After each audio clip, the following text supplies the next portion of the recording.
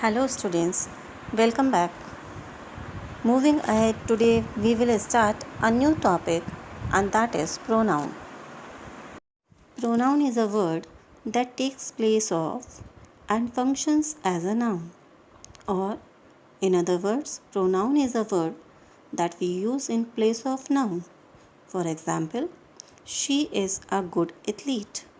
He sends email messages to a customer in Spain. I use the telephone frequently, but she prefers to use email. You can send an email message to many people at once. It is inexpensive to use email for communication. The underlined words in the examples are pronouns. Now have a look of kinds of pronouns. First, personal pronouns. Next, reflexive pronouns, emphatic pronouns, distributive pronouns, demonstrative pronouns, indefinite pronouns, relative pronouns, interrogative pronouns, and possessive pronouns. Personal pronoun. A personal pronoun is a pronoun that is related mainly to a particular person. Personal pronouns are not limited to people and can also refer to animals and objects. Now, look at the table. We use I, you, we, he, she, it, they at subject place in the sentences, whereas me, you, us, him, her, it, them are used at object place in the sentences.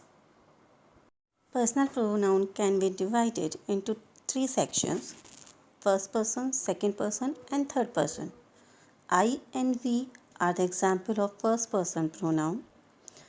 You for second person, and he, she, it, they are the example of third person pronoun. Reflexive pronoun. A reflexive pronoun refers to a noun or another pronoun and indicates that the same person or thing is involved. Reflexive pronouns are formed by adding self or selves to certain personal and possessive pronouns. Now look at the example. The woman found herself a book of folk tales. Here herself is used for women and it is used as reflexive pronoun. Emphatic pronouns. Emphatic pronouns are pronouns that emphasize the action of the subject.